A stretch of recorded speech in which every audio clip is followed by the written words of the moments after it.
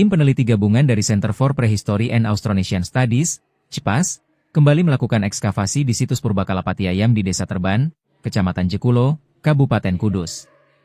Peneliti yang juga arkeolog tersebut melakukan penggalian atas fosil gajah purba berjenis Elephas hisudrindicus. Ekskavasi tersebut dimulai sejak 9 Juni dan akan berakhir pada 24 Juni 2025. Sepekan penggalian, kini sudah seperempat fosil gajah mulai tampak. Fosil yang tampak tersebut akan dibuatkan cetakan negatifnya sebagai upaya untuk membuat replikanya terlebih dahulu.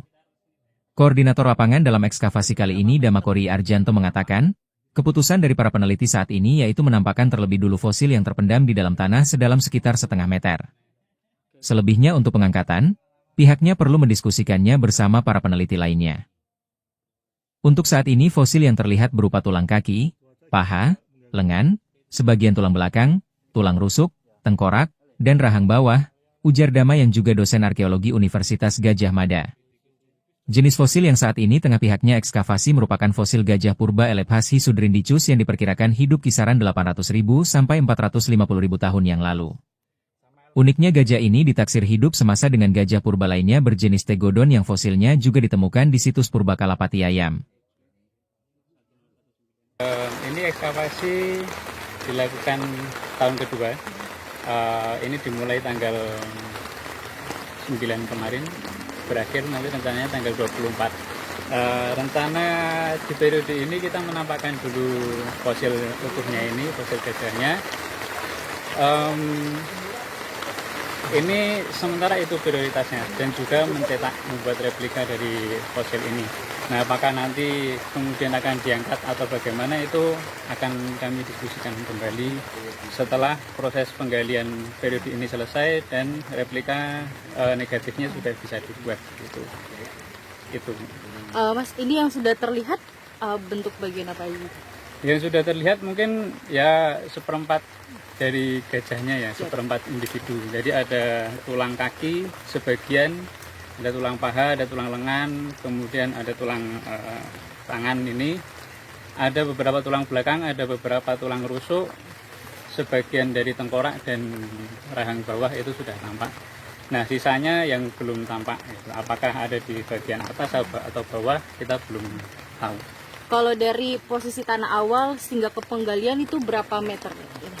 Dari permukaan awal hingga ketemu fosil ini kira-kira setengah meter saja, karena awalnya memang sudah tampak di permukaan fosilnya, jadi kita coba telusuri, kita kupas perlahan gitu, jadi tidak memerlukan penggalian yang cukup banyak.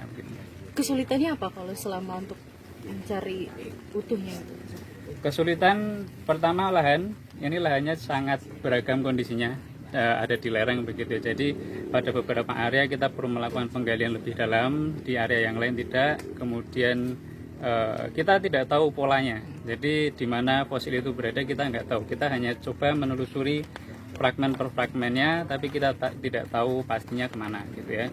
Kemudian yang jelas cuaca seperti ini, ketika hujan deras, hujan angin gitu, kita cukup terhambat pergerakannya.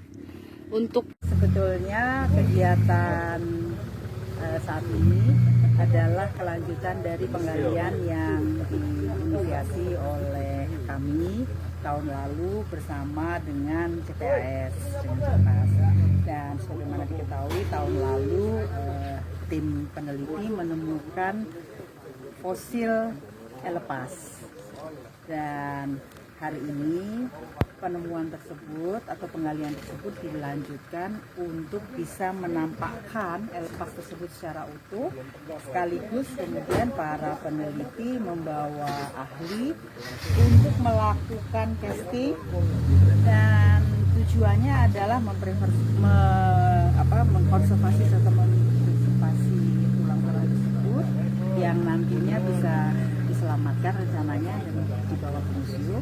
Sementara di tempat di mana ditemukan, jangka panjang bersama dengan pemerintah desa kami merencanakan untuk membuat satu titik yang bisa dibuka dan ditunjukkan kepada publik tempat sebagai situs temuan.